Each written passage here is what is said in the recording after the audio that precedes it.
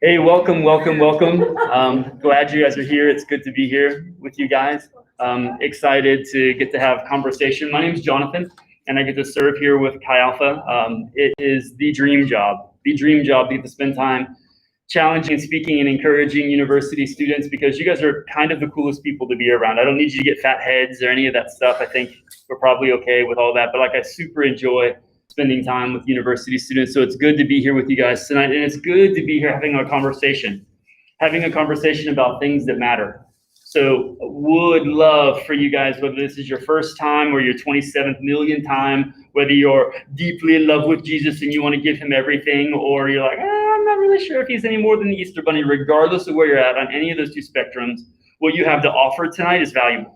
Cool. So would love for you guys to feel like you have space to kind of chime in and to talk. And then also all of you guys that are checking things out and connecting all across the space online. If you guys aren't already in the other locations, if you guys want to kind of just jump onto the stream so that you can comment. So we're all kind of doing this thing together, even though we're in 5 different locations all over campus. So we're excited to have some conversation tonight. We're glad that you guys are here. So we're going to go ahead and jump in. You know that for the last several weeks, we've been having a bit of a conversation based on a pretty famous portion of literature, right? It's the Sermon on the Mount, and it's so famous that even like secular literature books will include that section. It's Matthew 5, 6, and 7. Even like your world history or your world lit books likely have the Sermon on the Mount. So in particular of the Sermon on the Mount, it's 5 chapters. We've just been like crawling through verse by verse, just a couple of the first verses of chapter 5.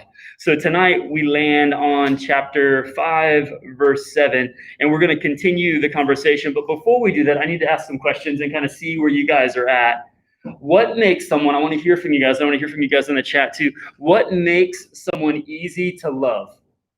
When you think about someone that's easy to love, what are some of the qualities that kind of come to mind? Like, oh yeah, this makes them easy to love. Yo. When they're nice. When they're nice, when they're sweet and good to you, yo. When they're not annoying. When they're the opposite of annoying. Man, we get some real talk tonight, yo. When they listen. So nice, not annoying, will listen. I'm seeing similar political beliefs in the chat. You can actually talk. I'm in the room. When they're kind, yeah, I'm seeing it. What else? What are some things that make people easy to love? When they're attractive. When they look good, when they look real fine. What do you think? When they're unique. When they're unique, okay, that's cool. I appreciate that. Yeah. When they have a kind and giving heart. When they've got a kind of giving sort of heart, that's nice. I strive for that. It doesn't always come naturally, but like I know that it's a valid quality. And like I'm in the mirror, Jonathan, be kind, be giving. It's good. Do that. So yeah. When they accept you even with your flaws. Gosh, when they're accepting, regardless of like whatever. Okay, let's take it to the next step. All right. So part of this is challenging us to be a little like open, right? And a little honest.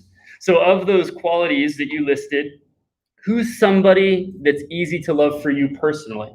Whether they have some of those qualities or not, would you be like honest and just kind of put yourself out there like this person in my life, they're just easy to love. Present company excluded, of course. So, I mean, you don't have to. Yeah. My Nana. Your Nana? Okay. Good. Yo. My poor brother Thomas. Not this one. That was kind of cute. So Drake is sitting next to a Thomas, and he said, someone that's really easy to love is this guy named Thomas.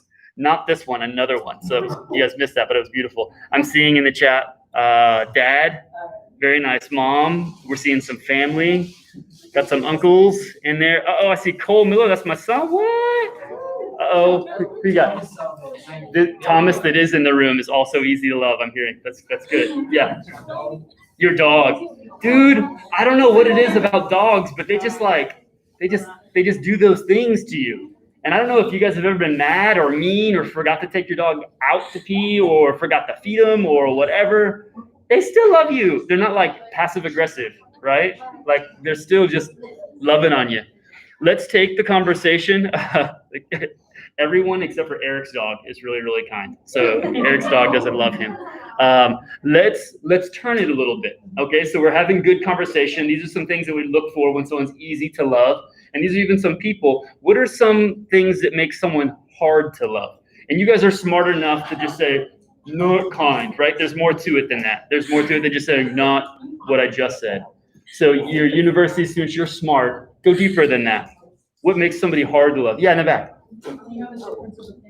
When you have a strong difference of opinion. Yeah, fantastic. That's really, really good. Yes, ma'am. When they're selfish. When they're selfish. Selfish. Yes, ma'am. When they Say it again. when they Yes, when they break your trust. Okay, when they break your trust. Good. Yeah. Arrogance. Arrogance, man, when they are just so full of themselves. You know what's tricky is like sometimes I feel like the arrogance and the selfishness goes together. And it's just like a double whammy of if I've got to be near you any longer, I'm probably going to throw up. Yeah, I totally get that. Yo, Narcissism.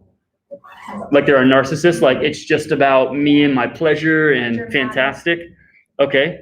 When they get angry easily, I'm seeing that in the chat. I hear that for sure. Like when they've hurt you, doesn't it make that hard? Like when someone stabbed you in the past, oh gosh, this is going to be a stretch to love them. Okay, good. Let's keep rolling because I want to hear a little more real. Can we do even a little more real? Who's someone for you personally that's hard to love? My stepdad. Stepdad? I appreciate that. Yes, ma'am, in the back. A gal that was from my old high school who's bullied quite often. Jerky people in high school. I hear that. Dad, yeah. I appreciate this. Man, the chat is filling up with folks that are sometimes difficult to My love. sister. I appreciate that. Yeah. I won't get married in February, so like the Beyonce's kids. Wow. So like future step siblings or whatever. Yeah. Man, I appreciate that. I appreciate that. And I think sometimes when we allow ourselves to be honest, like it creates a really like cool sense of family and connectedness instead of just being like everybody fronting, right? Like I'm so concerned about what people might think. So all of that is a lead in for our conversation. And you know that the Beatitudes, these verses that we've been talking through, they're a really cool list of some of the qualities that Jesus is looking for in a follower. These are some of the things he's like, if you're going to follow me, and I'm not saying that you have to, but if you're going to, these are some things that are qualities that I like to see in my followers. So tonight in particular, we're looking at verse 7, right? That's blessed. You can see it back here. Blessed are the merciful, for they will be shown mercy. Okay, so what we've done each week is we've taken this passage of scripture, and because it's pretty intense and doesn't necessarily read as easily as we'd like it to, we've been pulling it all apart and then putting it back together. Okay, so I encourage you guys, if you're taking notes, make sure you just kind of like make some marks about what these things mean when we pull them apart, so we know how to put them back together in a way that makes sense. So the first thing that we need to talk about is this word right here, blessed. What did we decide over the last couple of weeks? What does this bless mean? Because it's not like bless your heart, right? It's different than that. What does it mean? Happy and elastic. Yeah, so we're talking about happy, but not like happy in a second and then gone the next. It's like a sustaining, lasting sense of joy, right? So when he's talking about blessed, he's talking about a sense of lasting happiness, okay? And then it says, are the merciful. And this is a phrase that I think that we kind of understand, and it's really not that difficult or different from what I think Jesus means when he's first delivering this. But it's got a tricky part to it. So let me tell you the easy part, and then I'll tell you the tricky part. So the easy part is, ready? Demonstrating what? Mercy. So that's the easy part. That's the part that makes sense to us. Someone that is merciful is someone that demonstrates mercy, right? So no trick there. But there is actually a second part. On the surface, this makes sense and we understand, but there's a second part that makes this particular verse kind of like fresh. It makes it kind of unique. So basically what happens is the word that's used for mercy is only used one other place in the Bible. This is a really specific word. So imagine 66 books that talk about all kinds of things, and this word, merciful, which is kind of common, you would think, is only specifically used one other place in the Bible. And in particular, we'll talk about it in a minute, and in particular, that spot that it's used is describing Jesus becoming like us. It's describing him like leaving perfect godhood and becoming human. So we'll unpack that in just a little bit more. And this last one right here, they will be shown mercy. So mercy is really simply, in this context, translated God's favor. Cool? So if we were to take all of that apart, happy, blah, blah, blah, and then we're going to mush it back together in Jonathan's version of it, all right? So I would read it to you as, you're going to have a sense of lasting joy when you view and treat people the way Jesus did. Because behaving like Jesus means you're going to be favored like Jesus. And the first thing you need to be like, how are you getting that out of that? Give me a minute, okay? Because we're going to go through this real slow. And I'm going to show you how that's built. Here's mercy first in its fuller context. Take a look, if you will. I don't usually do this because it gets all confusing. But if you want, take a look at Hebrews 2:17. This is that verse. This is that one other time that this particular verse, this particular word, merciful, is used like this. And I can read it to you if you don't want to find it, but it's Hebrews chapter 2, verse 17. It says, for this reason, he being Jesus, had to be made like his brothers or like man in every single way in order that he might become, here it comes, that he might become a merciful and faithful high priest in service to God, and that he might make atonement for the sins of the people. So that's a lot of words that maybe we're not familiar with. But the important thing that we need to walk away is Jesus is God. Okay? According to Scripture, whether you believe it or not, the story goes that Jesus is God. But he gave up his full power and his authority to a degree to become a man. So God, but then also man. You know, that he was born of the Virgin Mary, that we have the Christmas story, all of that sort of stuff. He grew up 30 years, did ministry for 3 years, died on a cross, rose again. So when he came as a baby, he surrendered a lot of his power to be like a human. Jesus took dumps. He farted. He had BO. Could you imagine godly BO? Oh, dude, that's intense. So he gave up some things to come down to be like us.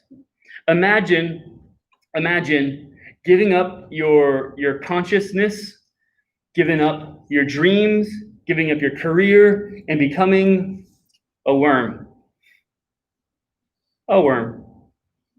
That's what Jesus did, only 100 times more. He gave up all of his deity to a degree to come down and to become a man. It'd be like you and me becoming worms. And then eating dirt, pooping it, and well, you know, over and over again. So he gave up a lot, but that's still not as big of a sacrifice as Jesus made when he was coming. But check this out. So Jesus was willing to sacrifice all of that, all of his power, all of his everything. That means giving up entitlement. That means giving up comfort. That means giving up self-importance for the benefit of others. Jesus didn't do it because it was going to be cooler for him. He did it because it was going to be cooler for us. I think what would have been cooler for Jesus is for him just to continue to float or whatever it was that he was doing before. That's what would have been cooler for him. But he gave all of that up. It became like us for us. Mercy is compassion that costs us something. Let me say that to you again. Mercy, the type of mercy that he's talking about, it's not just like, well, bless your heart, but it's compassion that costs us something. I'm going to check in with you guys. When have you seen someone sacrifice something meaningful for the total benefit of somebody else? When have you seen somebody sacrifice something for the complete benefit of somebody else? Think about it. Play some stories, play some movies in your head of when you've seen someone sacrifice for somebody else. You want to share one? My parents, they sacrificed a lot so that way I could go to college, follow practice. She's sharing, if you guys couldn't hear, that her parents have sacrificed a ton so that she could go to college and be a part of learning and growing and things changing in her life. Man, that's fantastic. And I relate to that. So my mom, she learned to swim, check this out, when she was 16 months old. So that's 1 year in 4 months, if my math is working. My kid is two and a quarter. And we still working on that swimming thing. He has fun in the bathtub, but like we're working on it. So 16 months, my mom was learning to swim. 17 months, she was practicing going off the diving board. Friends, I don't even know if I was walking at 17 months. I like did a real mean army crawl, but like my mom's going off the diving board. My grandma had a pretty good sized in-ground pool in her backyard. We grew up in Florida near Miami, so like having a pool was kind of like a normal thing. It's kind of like having a basketball goal here in Tennessee. Everyone had a basketball goal, right? But they had a pool, so she swam. I knew my mom loved to swim and grew up swimming, but I didn't know how much. Several years ago, I heard my older brother, I have an older brother, he's 6 years older than I am. Several years ago, he was talking to me and he told me that my mom, she competed in the Junior Olympics. And I was like, what? I see you, Mom, look at you. You always think like moms can only do things like bake or clean up or laundry and stuff like that. But my mom was a really good swimmer. Like she was competitive, like she was a contender. And he went on to tell me like, dude, like she did more than just like compete in the Olympics or in the Junior Olympics. She was winning medals in the Junior Olympics. She was like on track to become a pro athlete, swimming and competing in the Olympics for women. And I'm just like, you know, like when you find out something is just like startling, I'm like, oh my gosh. And I'm like our mom? Our mom? That mom? And then he's like, yeah. I was like, well, what happened? And he said she walked away from it. I was like, why? That's stupid.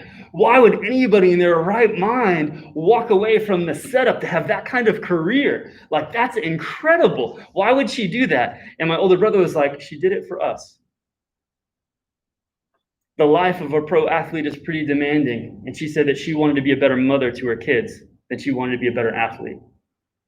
So she quit that career so that she could love us and take care of us and invest in our lives. And you know what, even though like I was like rebellious and disrespectful and disobedient a lot, never once did she hold that over my head. You don't know what I've given up for you. She just did it. And I didn't deserve it. You know, you see, we have to identify that we don't show mercy to people because we think they do or they don't deserve it. Real mercy isn't about deciding, well, I think that you're good, or I don't think that you're good. Therefore, I'm going to judge and to decide whether or not you're worthy of mercy. Showing mercy because in doing so, we show mercy because in doing so, we follow after what God has done. And even to the most hateful, undeserving, super far gone, all of those people are people that he loved too. Those are people that he fought for, people that he died for. So that when we honor them by showing mercy and sacrificing, we honor him and full scale begin to walk in the steps of Jesus. We follow his lead. You see, when we live out the gospel, we get to love people the way that Jesus loved us on the cross. When we choose not to love people the way Jesus loved us, we reject his love. We get to love people regardless of their skin color, regardless of their political orientation, regardless of their sexual preference, regardless of their gender identity. We get to love because Jesus loved. And even if that costs us something, that's what we get to do. And especially, hear me, all you university students, especially loving on social media, where you think that you can just be invincible and say whatever you want. If you can't love people on social media, then you're not loving. If you think that you can just blast all of your opinions and all your beliefs and it be loving to people, you're wrong. And I don't mind telling you, you're wrong. If we're going to follow after Jesus, we need to love the way that he loved, regardless of people's preferences. And we can all be uncomfortable at all those statements that are challenging to us. It's okay. It's okay to feel uncomfortable. Let me kind of wrap all of this up for us. Jesus is telling his disciples, following him is costly. It's going to cost you something. Because caring for people is costly. People are going to cost you something. Following him is all about loving people, especially the ones that we don't think deserve it. Can anybody just get real and get honest and raise your hand and say, you know what, I feel like there are people in my life that I don't feel like they deserve my love. Anybody? Yeah, none of us, right? None of us can relate to that. When we choose to love the people that we don't think deserve it, we follow after Jesus. No strings attached. All people, no conditions. That's what loving God is all about. Being willing to love other people the way that he loves them. Check this out. I've got just a second left. I'm not sure if everybody can see this, but we're gonna give it a try. So make this circle right here. This circle we're gonna say is Jesus.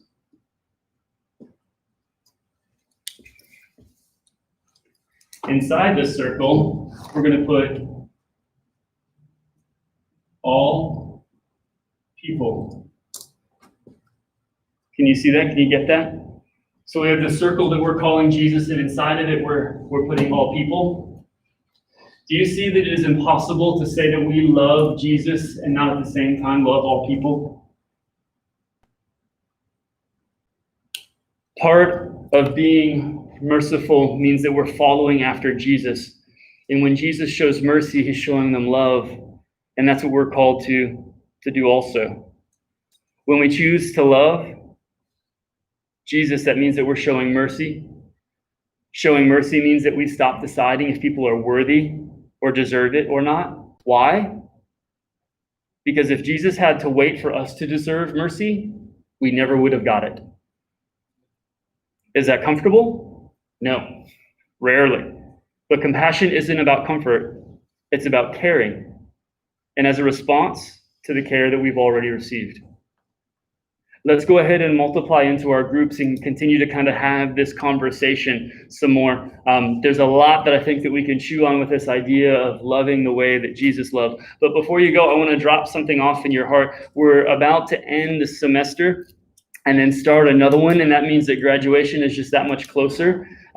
At Austin P. Chi Alpha, we have a really cool opportunity, and for students that are graduating and love the sort of community and family and discipleship that's been taking place and want to continue to be a part of it, we have a special program. It's called a CMIT program. That's Campus Missionaries in Training. And if you would like to give the next 10 months after graduation into like just growing in the most intense and sincere way, I would love to encourage you to consider our CMIT program. You can talk to your core leader or your core 2 leader to get some more information, but it is a once in a lifetime kind of opportunity. It sets you up to go into campus ministry full-time. It sets you up to go into any other kind of ministry full-time. It sets you up to go into the workforce full-time with tools that can be really impactful and life-changing for the kingdom.